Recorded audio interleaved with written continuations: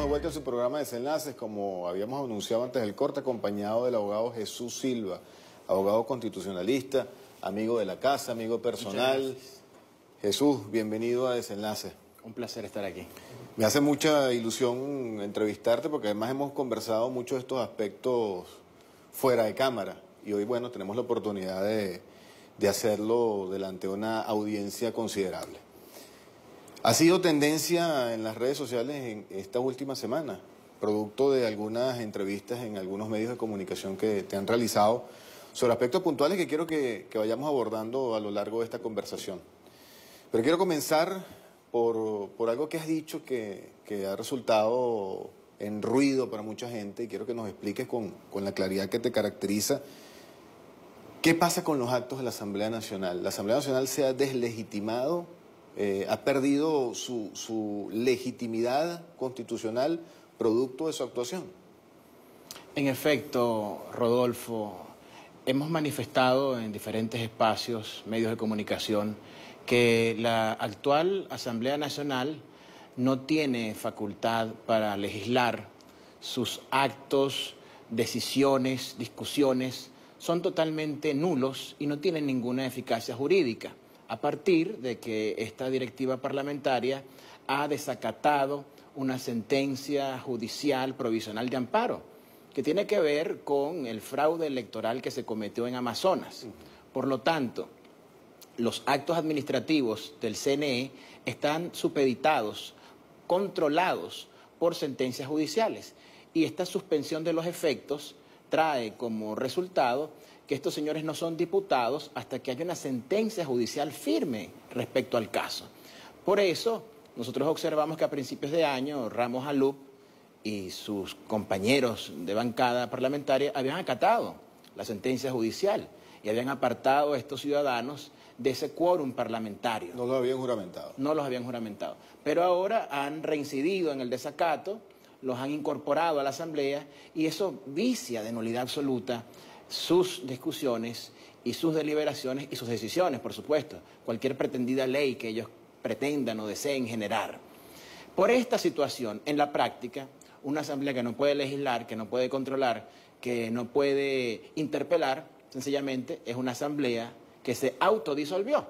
Eso parece haber causado cierto dolor o preocupación en algunos medios de la derecha, pero en la práctica es así. Y no habiendo una asamblea que haga sus funciones, hay un vacío legislativo. Y la Constitución tiene un mecanismo muy concreto para atender esa situación que se llama omisión legislativa. Ahora, antes de entrar en el tema de la omisión legislativa, porque quiero ser suficientemente claro para que usted que está en su hogar, en su lugar de trabajo y nos está viendo en este momento al mediodía, entienda claramente lo que el doctor Jesús Silva está diciendo. El hecho de la Asamblea Nacional haber incorporado unos diputados que había el Tribunal Supremo suspendido esa proclamación, esa juramentación, el hecho de incorporarlos al seno de la Asamblea Nacional vicia todas las decisiones en las que ellos participen. Por supuesto, porque en la práctica lo que ocurre es algo semejante a que si Rodolfo y Jesús se incorporaran junto con los diputados de la derecha a tratar de hacer una mayoría y participar en discusiones y votaciones. Ni tú ni yo somos diputados. Claro. Tampoco lo son estos señores de Amazonas, porque hay una sentencia judicial provisional de amparo que suspende los efectos ante las denuncias y algunas pruebas contundentes de un fraude electoral. Y tiene que haber una decisión judicial, una sentencia firme para que esto resulte en nuevas elecciones o en una proclamación de los que fueron de alguna forma afectados por el fraude.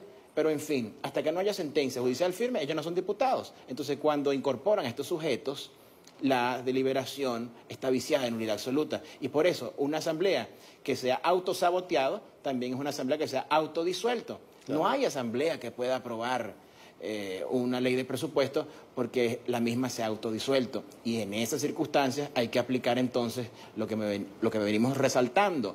Omisión legislativa. ¿Qué significa la omisión legislativa? Eso.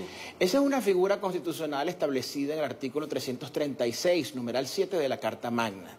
Cuando el Parlamento no puede darle aprobación a decisiones fundamentales del país, como por ejemplo aprobación de un presupuesto nacional, que esto está comprometiendo la buena marcha de la nación en términos económicos, tiene que haber una solución, porque sería una locura que el país se detenga económicamente, que se dejen de pagar salarios a los trabajadores del sector público, que se dejen de impulsar las misiones, sencillamente porque la directiva parlamentaria, Henry Ramos Alup y sus compañeros de fórmula, pretenden un caos económico con el único objetivo de derrocar al gobierno, que ha sido la pretensión desde que asumieron funciones el 5 de enero hasta la presente fecha, generar por cualquier vía una obstrucción del funcionamiento del Estado para que entremos en una crisis y una alteración grave de la gobernabilidad. Por eso, la omisión legislativa del artículo 336, numeral 7 de la Constitución, le da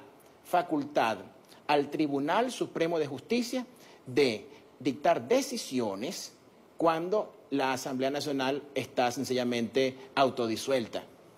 Y por eso hay un examen constitucional en este momento de la situación planteada para que en el marco del decreto de emergencia económica el TCJ dé respuesta y Venezuela tenga un presupuesto y los trabajadores de Venezuela, los hospitales, los niños, los ancianos, tengan un presupuesto que les permita tener respuesta a sus necesidades. Ahora, pregunto, la directiva de la Asamblea Nacional no estaba clara esta situación. ¿Qué crees tú, Jesús Silva, desde lo más profundo de tu ser? ¿Cuál es la razón que lleva a la directiva de la Asamblea Nacional a incorporar unos diputados que el mismo Tribunal Supremo de Justicia, que es la máxima instancia del Poder Judicial en este país, suspendió esa proclamación, suspendió esa juramentación? El hecho de incorporarlos, de caer en desacato, de arriesgarse que de ahí en adelante todas las decisiones que tome sean írritas, sean nulas, en nulidad absoluta. ¿Cuál es la razón que hay de trasfondo en todo esto? La razón muy concreta es un intento de golpe parlamentario contra el Estado venezolano. Utilizar la Asamblea Nacional como una herramienta para sabotear el funcionamiento del Estado, oponerse a la actividad normal de los demás poderes públicos. Esta Asamblea Nacional, desde que asumió funciones, ha atentado contra el presidente de la República, pretendiendo recortar su mandato con una enmienda írrita. Ha puesto en duda de manera alocada su nacionalidad. Ha atentado contra el poder electoral, diciendo que es una sucursal del gobierno. Igual crimen ha cometido contra el Poder Judicial, insultando y vilipendiando a los magistrados y magistradas como malandros. Entonces es una actividad de golpe parlamentario que afortunadamente ha sido derrotada porque tenemos un Poder Judicial que ha emitido sentencias para hacer valer el imperio de la Constitución. Entonces esto es un acto de provocación. Claro. Internamente, dentro de Venezuela, está derrotado, pero tiene una repercusión internacional que no se debe menospreciar, porque se quiere presentar a Venezuela como un Estado fallido, como un desgobierno, como un choque de poderes de igual legitimidad, legislativo contra los demás. Pero resulta que tenemos 4 poderes actuando dentro de la Constitución y un solo poder que se ha salido de la Constitución. Por eso esa tesis del Estado fallido está derrotada, porque en la comunidad internacional Venezuela ha sido galardonada, respaldada, premiada, reconocida con el apoyo de importantes plataformas del derecho internacional. Por ejemplo, por citar una, pertenece al Consejo de Derechos Humanos de la ONU, pertenece ahora al Movimiento de Países No Alineados en carácter de presidente por 3 años. Eso es un respaldo de la comunidad internacional, pero hay focos de perturbación internacionales que quieren presentar a Venezuela como un Estado fallido, que entró en caos y que viola la Constitución. Ahora, quiero resaltar lo que acabas de mencionar, cuando la ley de presupuesto no debe presentarse al Poder Legislativo, precisamente por todo lo que has argumentado. ¿Qué tiene que hacer el Ejecutivo Nacional con esa ley de presupuesto que está ahorita en la fecha en que debe ser presentada? ¿A dónde debe acudir el Ejecutivo Nacional para que esa ley de presupuesto, que va a resolver los problemas de todos los ciudadanos, usted que esté en su casa, las instituciones del Estado, los presupuestos asignados a las diferentes misiones, todas estas cosas, ¿a dónde acude el Ejecutivo Nacional en vista del desacato en que incurrió la Asamblea Nacional? Perfecto. Frente a esta situación de autodisolución de la Asamblea Nacional, el presidente de la República ha activado varios mecanismos previstos en la Constitución.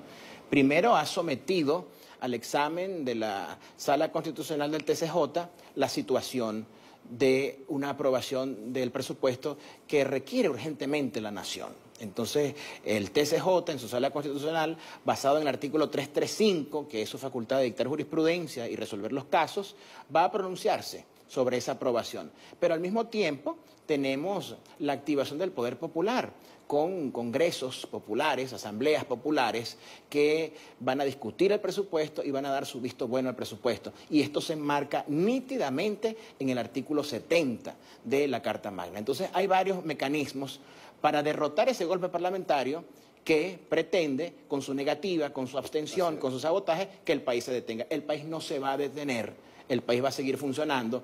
Y esos venezolanos que inocentemente le dieron su voto a la fórmula opositora para la Asamblea Nacional, cada día entienden más que estos señores no vinieron a legislar, sino a sabotear el país, porque su objetivo es asaltar la presidencia de la República, pero eso no se va a lograr, sino dentro del marco de la Constitución y que tengan una mayoría para ello. Hoy por hoy yo considero que no la tienen. Ok, bueno, vamos a hacer una pausa, Jesús, y al regreso quiero que comentemos algunas declaraciones que dio este señor que se llama Jesús Torrealba, sobre que en el Tribunal Supremo de Justicia se estaba cocinando una sentencia para disminuir, limitar o eliminar la inmunidad parlamentaria de los diputados de la Asamblea Nacional. Quiero que toquemos ese tema al regreso del corte. Si usted quiere interactuar con el abogado Jesús Silva, hágalo a través de nuestras redes sociales, desenlacestv@gmail.com, nuestro correo, Desenlaces TV en Twitter, Desenlaces TV en Instagram. Ya regresamos con Desenlaces.